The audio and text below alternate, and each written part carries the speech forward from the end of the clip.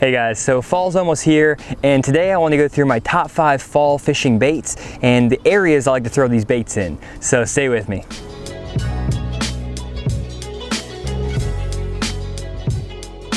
So my first fall bait and my go-to bait in the fall is a lipless crankbait, specifically a 1/2 ounce Strike King red-eye shad in either the chrome blue or the chrome black color.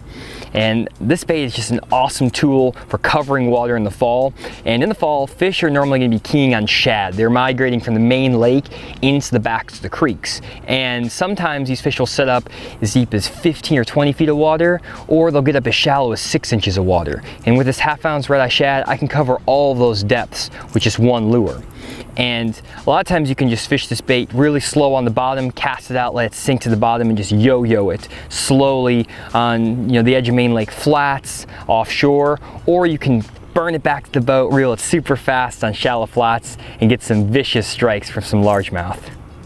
And my favorite place to fish a lipless crankbait in the fall is over flats in 2 to 4 feet of water, especially if that flat has some grass on it. And normally what I'll do is just reel that lipless crankbait quickly over those grassy flats, and when the bait gets caught in the grass, I'll kind of rip it free, and I get a lot of reaction bites doing this. And you can cover a lot of water using this lipless crankbait and find those fish that are kind of scattered through these grassy flats.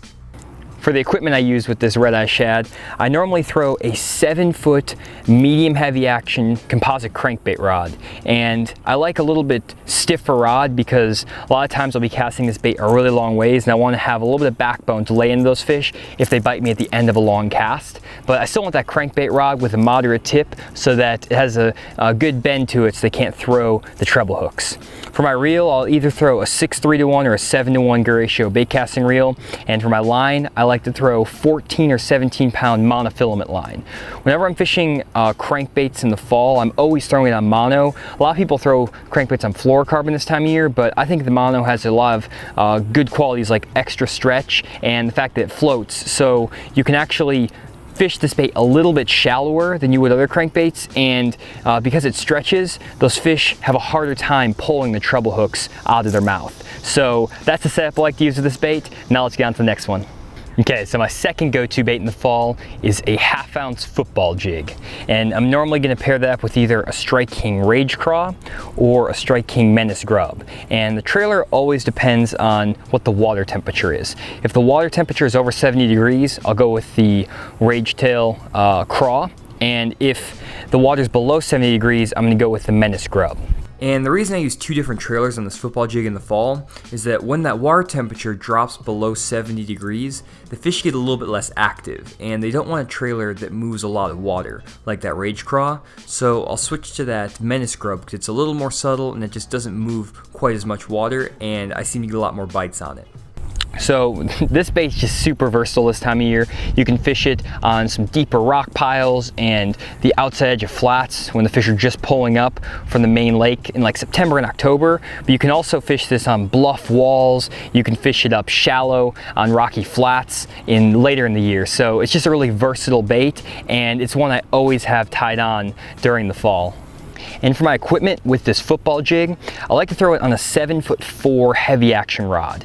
I like a pretty stiff rod because normally I'll fish this bait pretty deep and I want to get a good hook set on those fish. I'll normally fish it on a 6:3-to-1 gear ratio bait casting reel with 15-pound fluorocarbon line. So let's get on to the next one.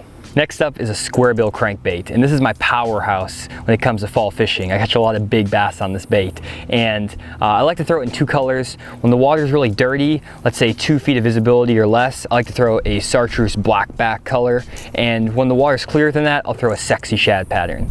And I'll normally throw this bait up on shallow flats, around isolated laydowns, or just fishing down a rocky bank. It's a really good go-to bait in the fall.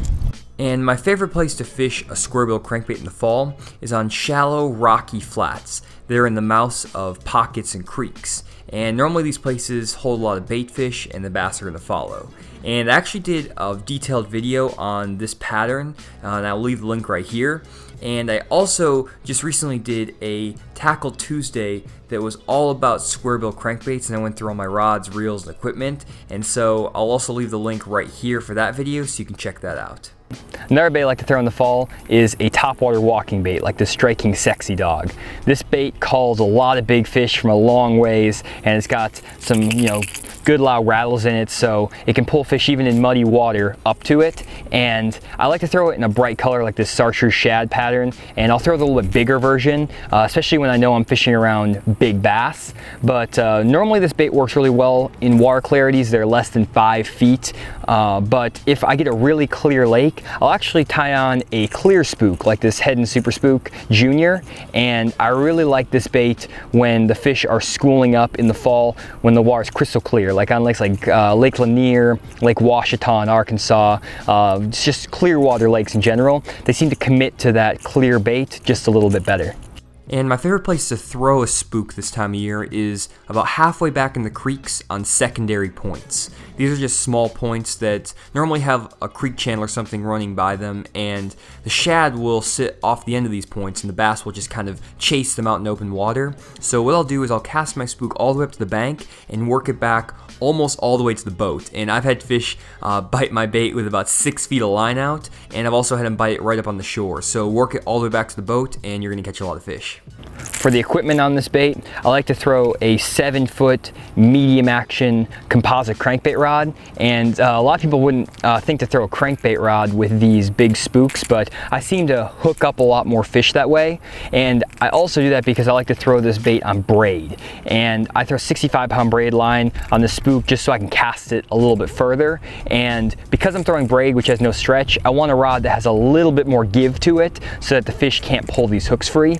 And for the reel, I'll just use either a 7-to-1 or 6-3-to-1 gear ratio reel again. I'm not too worried about the gear ratio on the reel. So let's get to the last bait. Last but not least is my go-to big fish bait in the fall. If I know I need to put a kicker in the boat, I'm always going to turn to a black buzzbait. This bait works on river systems, clear lakes, dirty lakes, it doesn't matter, and it just calls really big fish up in the fall.